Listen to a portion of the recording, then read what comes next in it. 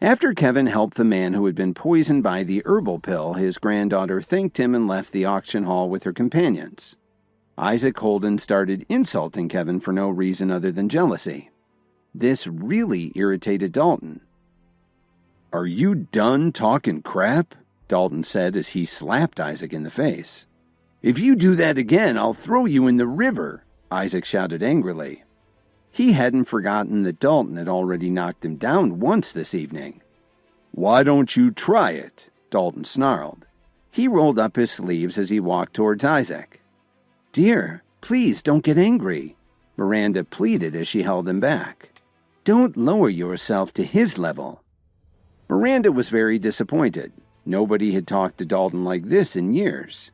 This guy had no idea what he was getting into. "For my wife's sake, I'll let you go this time," Dalton said coldly.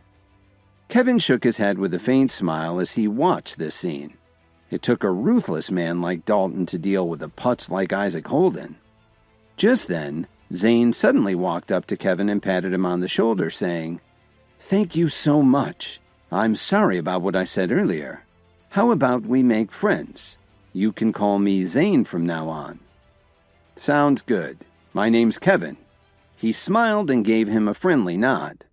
Zayn seemed to be a lot like Dalton, and Kevin felt comfortable talking with him.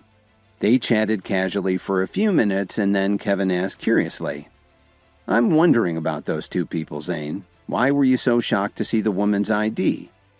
When Kevin said this, Zayn put his finger to his lips and then pulled over to a corner where no one could hear them. "Kevin, I already think of us as brothers, so I'll tell you the truth," Zayn said seriously. "That woman and her grandfather are from a very powerful underworld organization. They call themselves the Myriads, and they're interested in a bit more than herbal medications. I've heard of them, but I didn't know they were that much worse than any other groups," Kevin said in surprise. Zayn nodded. "Those two aren't just ordinary members of the group either. It's not like underworld gangs have ID cards. What she showed me was an ID from the School for the Healing Arts. That means they're starting to get into some higher-level stuff," Zayn continued seriously. "You should be really careful, Kevin. Now that you saved that man, you may have put a target on your back." "I'm sorry I asked," Kevin said glumly. "Take care, brother. If you need anything, just let me know. You can always count on my family's help," Zayn said sincerely. The two of them kept talking until the auction was finished. Zayn asked one of his assistants to bring a box for Kevin. "Please accept this as a token of the Pearl family's gratitude for your help today. Now, if you'll excuse me, I have something to deal with now that the auction is over." Kevin thanked him and opened the little box. Inside was, of course, a pearl lapel pin in a gold setting. As Kevin was looking at the lapel pin, he got a call from the body shop. They were finally finished repairing the damage to his roadster. He asked them to bring the car over and park it in the auction hall's underground garage. He wandered around outside the auction hall for a while until the driver showed up to drop off his car. As Kevin walked down to the garage, he put on the pearl lapel pin that Zayn had given him. Before he reached the car, Kevin ran into Truman Anderson, Phoebe, and Isaac. "So, I see you're driving your wife's car," Isaac said loudly as he patted the car's hood. "Sorry, but I bought this car myself. I know it's just an old beater, but I like to keep a low profile," Kevin said casually. Their conversation attracted some attention from the people who were filing out of the auction hall. They couldn't believe someone would call a $3 million car an old beater. Truman just shook his head when he heard Kevin say that. He thought that maybe Kevin was right for his daughter after all. "You're such a braggart. If you're so rich, why the hell didn't you buy anything at the auction?" Isaac asked with a sneer. Just as Kevin was about to reply, Miss Wilson hurried over to him. She went up to his window and handed him an exquisite box. Then she said politely, "Here are the Dream Lover necklaces we bought, sir." Kevin stepped out of the car, took one of the necklaces out of the box, and gave it to Miss Wilson, saying, "This one's yours." She shivered and said excitedly, "Thank you, Mr. Williams. I still have some things to take care of. Please head back to the office without me," Kevin said nonchalantly. Thank you again. I'm so lucky to work for a CEO like you, Miss Wilson said excitedly as she walked away holding the Dream Lover necklace. Truman and the other two were shocked. Of course they knew who Miss Wilson was, but did she actually call Kevin CEO? When did this piece of trash who's freeloading off the Jones family become CEO of Williams Media? Isaac thought to himself as his face turned red. Truman was absolutely floored. He never expected this. Kevin took out another necklace from the box and walked over to Phoebe. With a big smile, he said, "This one's for you." Phoebe didn't reach out right away. Instead, she stared at Kevin for a moment and then asked, "You're the CEO of Williams Media?" "Who would have guessed?" Kevin said with a laugh. Then he held out the necklace and said, "Go ahead and take it. Isn't it beautiful?" Truman gasped. The necklace was worth millions, and Kevin just gave it to his daughter like it was no big deal. Thank you, Phoebe said hesitantly. She was nervous and extremely excited, and she was also tempted to give Kevin a big kiss. "Well, I've got to get going," Kevin said as he started to get back into his car. Wait a minute, Phoebe said as she blushed a little. "You just gave me this beautiful necklace. Can I at least treat you to dinner?" When she said this, Isaac started to open his mouth, but he couldn't find the words. "Don't tell me you don't want to grab a bite with me," Phoebe asked. Of course, a meal wasn't worth nearly as much as a dream lover's necklace, but Phoebe just wanted to spend some more time with Kevin, even if it was just for a minute. "Okay, I'm a little hungry too," Kevin said with a smile. Then he opened the door for her and added, "Hop in. Just tell me where you'd like to go." "Okay," Phoebe agreed excitedly. She completely ignored her father, who was still standing there watching. "Dad, tell me you're not going to let Phoebe ride off with that useless freeloader." Truman just grunted and turned around to get into his own car. At first, he didn't like seeing Phoebe hang out so much with Kevin because he believed the rumors about him and figured he didn't have many prospects. But now, it was different. Now that he knew that Kevin was the president of Williams Media, Truman had a change of heart. "Dad, say something," Isaac begged as he talked to Truman through his car window. "Take care of it yourself. I'm too old for this crap," Truman replied as he rolled up his window and drove away. At that very moment, Kevin was driving into town chatting with Phoebe. While they were talking, Kevin's phone rang.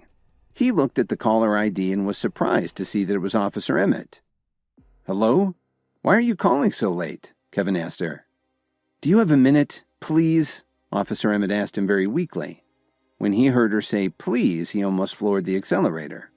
But Phoebe was riding with him, so Kevin naturally had to show more self-control. "If you said please, I know it's serious. How can I help?" "There's definitely something I need help with. I'll be waiting for you at the Salix Leaf Hotel," Officer Emmett told him before she abruptly hung up the phone. Kevin sighed and turned to look at Phoebe. He said guiltily, "I'm really sorry about this. Everyone wants to treat me to a meal today. Do you want to go with me?" "Who is it?" Phoebe asked. She had clearly heard the conversation, and it sounded like the woman had a very close relationship with Kevin.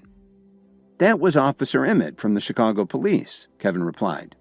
"Anyway, it's not really that late yet. Why don't you come along with me? I'm sure she wouldn't mind." "No thanks. I'll just go home," Phoebe said. "It sounds like you have some business to discuss." "Okay, then I'll drop you off at home on the way," Kevin said very honestly. It seemed to Kevin that Phoebe was really too agreeable sometimes, but whoever ended up marrying her someday would be very lucky. However, Phoebe was very disappointed. She totally didn't think that Kevin would actually do what she asked. Sometimes he didn't pick up on things like that. Couldn't he tell that she really wanted to go along with him? But she figured that it was better for him to take her at her word instead of thinking that no means yes. Kevin dropped Phoebe off at her family's mansion and then headed over to the brand new Salix Leaf Hotel. The whole drive didn't take too long considering it was rush hour.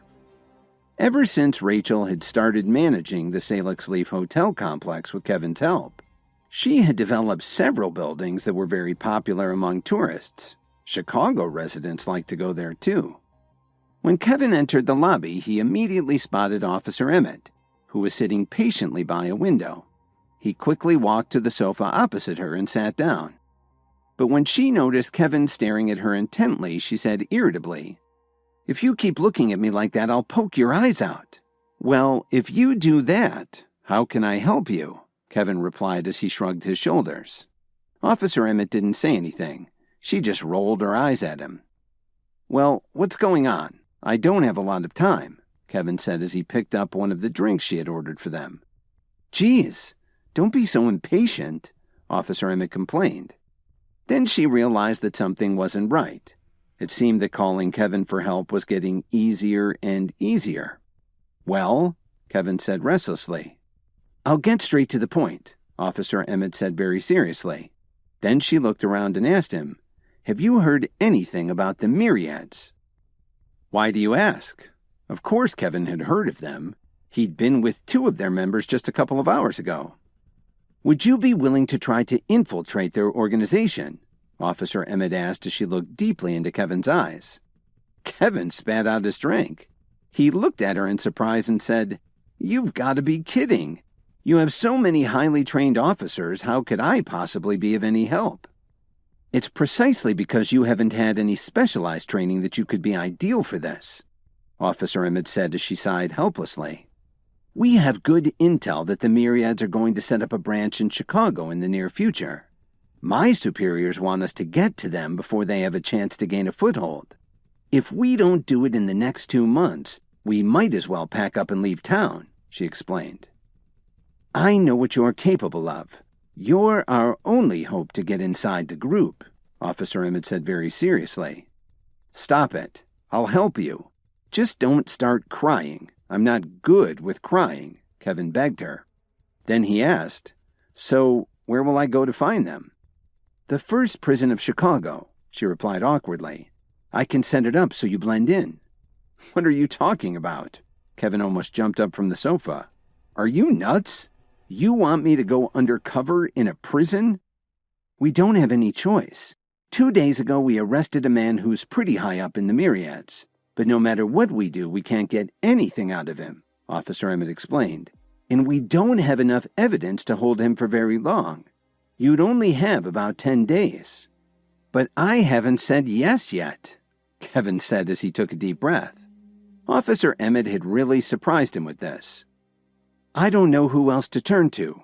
If you don't help me, I could lose my job," Officer Emmett said quietly. "Let me think about it," Kevin told her. "Anyway, shouldn't Sherwin Blair be able to take care of you if you lost your job?" But Officer Emmett didn't care about that right now. She just wanted Kevin to promise he would help. Hi, Kevin here. If you're wondering what happens next, then stay tuned on the Pocket FM Universe channel for more episodes.